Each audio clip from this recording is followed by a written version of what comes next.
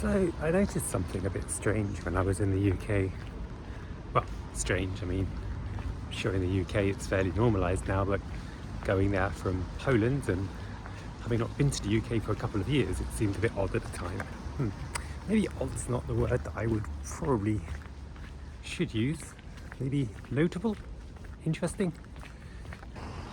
And it was the prevalence of unisex toilets basically taking over every sort of social site, I suppose, that I went to. So I'd go to an art gallery, and rather than there being separate men's and women's toilets, there were individual booths which were for anyone to access. I'd go to food market, same thing. Go to an airport, same thing. And it was kind of interesting because on the one hand, that seems like a fairly obvious solution to all of the bathroom controversies and discussions going on, especially in the UK. And it seemed like a clear kind of sign that there are some spaces which are trying to get ahead of the curve in that sense and provide facilities which meet all of the, I guess, upcoming legislation and guidance and whatnot. I suppose so that it keeps them out of trouble more than anything else. But it did get me thinking, as things often do I actually prefer this system to what we have in Poland, which is basically binary bathrooms? And it also gets me thinking about the value of being able to access female spaces, in my sense at least. Why do I feel that this is something that I found quite useful over the past few months? And yeah, so that's what I thought I'd make this video about. So several months, I can't remember exactly when I made a video about bathrooms. It was a while ago, and in that video I talked about what I do, or what my current behaviour patterns were. And basically I would go into whatever seemed most suitable at the time, and right now I have to say what seems most suitable is female bathrooms, of course. Well, I say of course, but maybe it's not so self-evident as perhaps it could be. But basically I've not used a male space for coming up to a year now, and I'll go into that in a bit. But in Poland, if I have to make a choice between a male bathroom and a female bathroom and so on, I will go into a female one. And what do I think about using female bathrooms? Well, it's a bathroom. It's just a space that I use to do what I need to do. And it's kind of funny because back in the before times, or well, actually, I guess more when I was a kid, there was this kind of weird idea about what goes on in women's bathrooms. And suffice to say, not much of it is true. The one thing that I will say that I find quite convenient though is that in a lot of the bathrooms here in Poland, at least in the female bathrooms, they have like little makeup counters where you can touch up your makeup, which is very, very welcome and isn't something that I not often use, but it's something that's quite handy to have nevertheless. But it's not just bathrooms that I've been using. Around about a year ago, almost, in fact, the exact same time that I started changing my name legally and socially, I was invited into the female changing room at my yoga place. And just a little bit of context, I'm sure I've talked about this before, but just to let you guys know what the deal is there. I've been going to this yoga studio for about 3 years now, so they've seen me from pre-transition to now, and obviously I started presenting in a female way coming up to 2 years ago now, actually. So that meant there was this kind of crossover period, I guess, where I would be going to yoga classes, wearing dresses, skirts and so on, and still using the male facilities. Now, I'd spoken to the manager of this yoga place.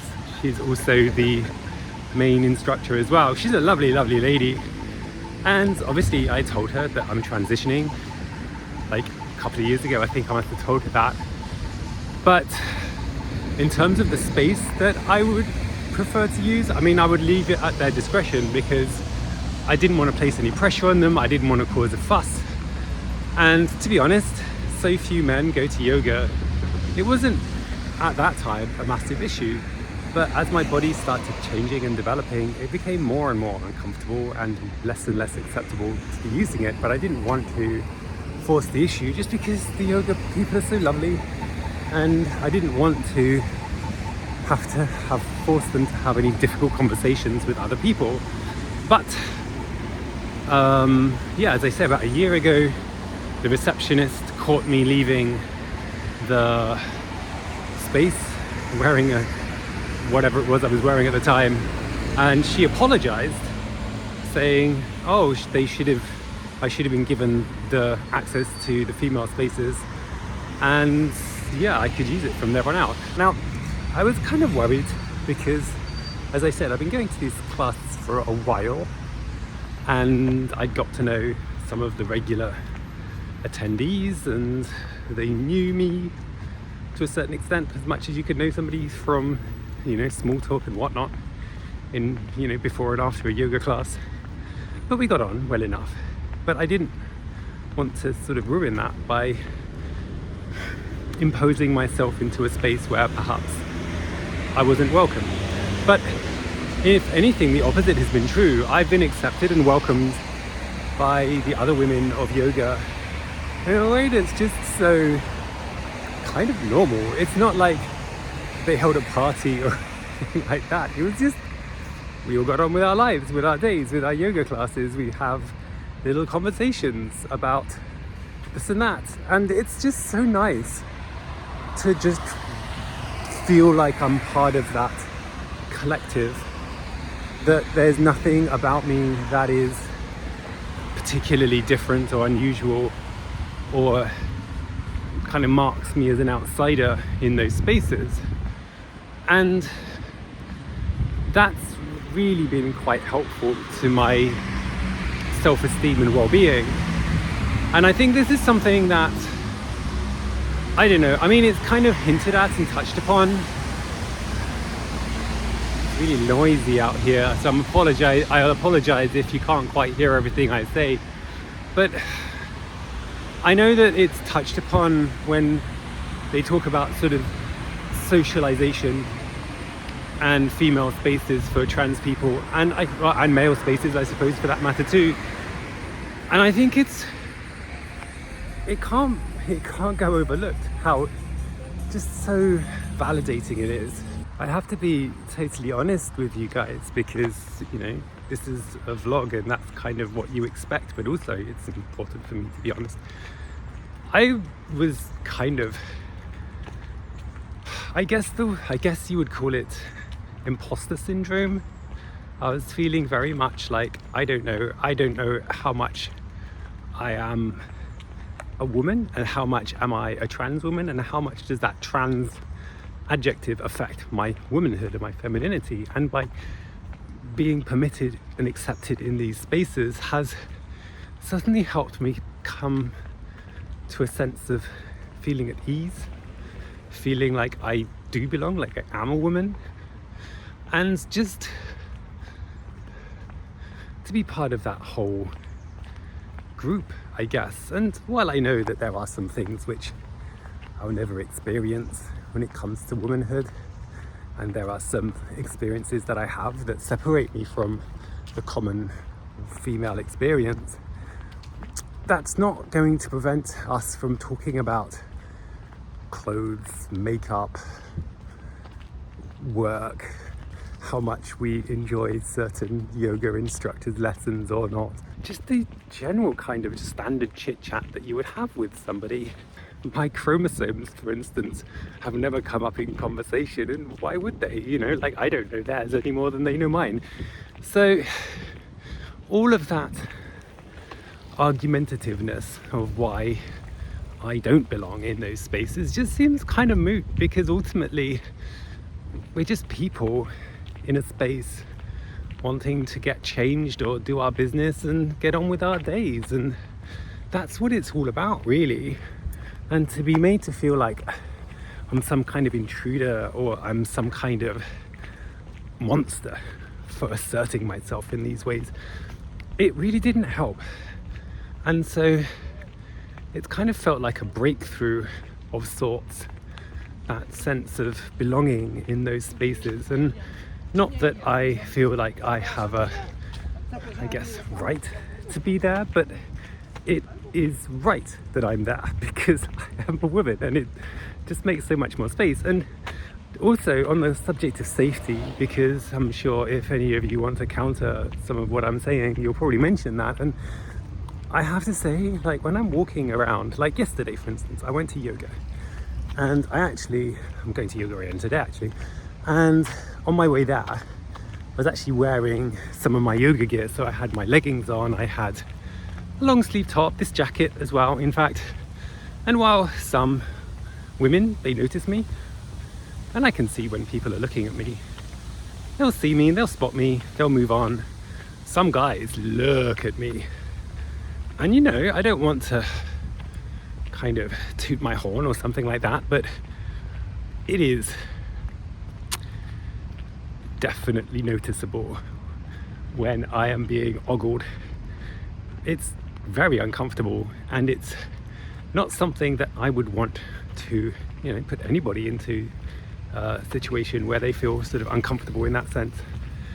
And yeah, I mean, that's what I would be opening up myself to, and worse, if I'm forced into a male space, because I do not have a male body. Anyway, so coming back to the bathroom situation in the UK. Now, as I said, it seems increasingly prevalent that you have these kind of divided spaces. And I mean, I know that a lot of people are going to find that like an improvement, and that's fine. And in many, many ways, I prefer that as well. It means I've got a little bit more of my own space. I can kind of do my own thing without having to worry too much about sort of what's going on outside that door. It's, I guess it is in many ways a safer space. But it didn't go unnoticed by me that it does reduce that sort of socialization, that connectiveness between people. And I don't just mean trans people, yeah, I mean everybody.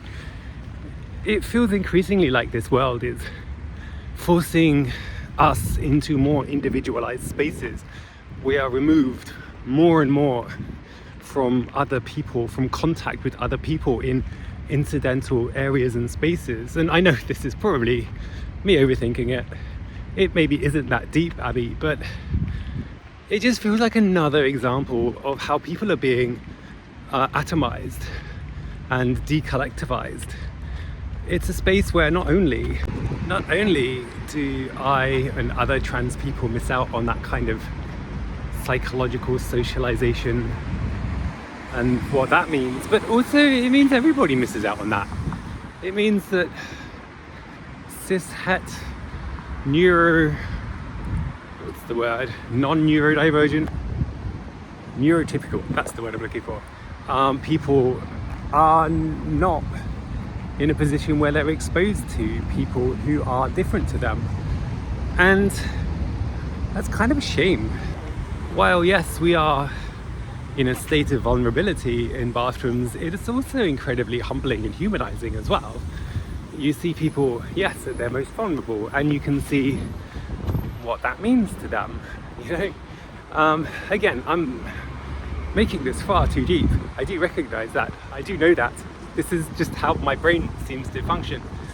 And the more we're not exposed to those things, and the less we have in common, I guess, in that sense, the more necessarily we're going to be unable to see eye to eye with each other. And that's a real shame.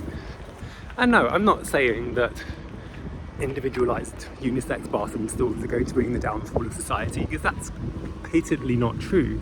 It's more of a symptom than a cause.